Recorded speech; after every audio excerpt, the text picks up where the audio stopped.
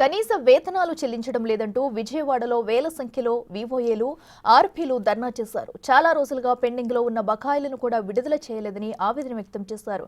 చాలా మందిని ఉద్యోగాల నుంచి అక్రమంగా తొలగిస్తున్నారని, కోర్టు ఉత్తర్వుల మేరకు తొలగింపులు నిలిపివేయాలని డిమాండ్ చేశారు.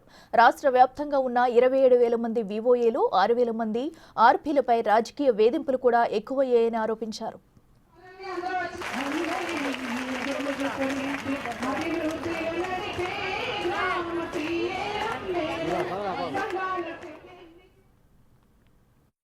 వెలుగు వివోఏలకు కాల పరిమితి సర్క్యులర్ రద్దు చేయాలని, కనీస వేతనాలు చెల్లించాలని, బకాయి వేతనాలు చెల్లించాలని, అక్రమంగా నిబంధనలకు విరుద్ధంగా తొలగించినటువంటి వారందరినీ తిరిగి విధుల్లోకి తీసుకోవాలని, కోర్టు ఉత్తర్వులు అమలు చేయాలని, ఈ రాష్ట్రంలో 1 కోటి మంది పొదుపు మహిళల దగ్గర స్వావలంబన పేరుతో ఒక్కొక్కరి దగ్గర 1000 రూపాయలు కలెక్ట్ చేసినటువంటి అమౌంట్ అంతా తిరిగి పొదుపు మహిళలకు చెల్లించాలని, కొత్త సిమ్ కార్డులు ఇవ్వాలని, రీఛార్జ్ చేయించాలని, సెల్ ఫోన్లు ఇవ్వాలని, 10 లక్షల గ్రూప్ ఇన్సూరెన్స్ సౌకర్యం కల్పించాలనే డిమాండ్ల సాధన కోసం ఈరోజు రాష్ట్ర ధర్నాని విజయవాడ ధర్నా చౌక్లో చేస్తూ ఉన్నాం.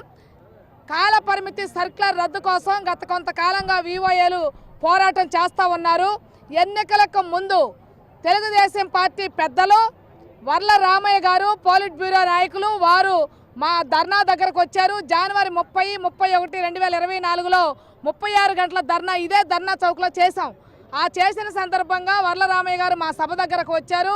వారు ఆ రోజు చెప్పినటువంటి మాట ఏమిటంటే, చంద్రబాబు నాయుడు గారు స్వయంగా వారి మాటగా చెప్పమన్నారు, నన్ను ఈ ధర్నా దగ్గరకు పంపించారు.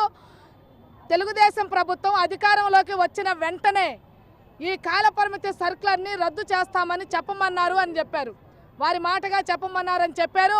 ఎన్నికలు అయిపోయి తెలుగుదేశం పార్టీ అధికారంలోకి వచ్చింది. 9 నెలలు అవుతా ఉంది.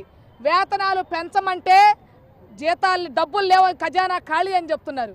కానీ కాలపరిమితి సర్క్యులర్ రద్దు చేయడానికి ఏ డబ్బులు అక్కర్లేదు, పేపర్ మీద సంతకం పెడితే చాలు. కానీ ఈ పని కూడా ప్రభుత్వం చేయడం లేదు.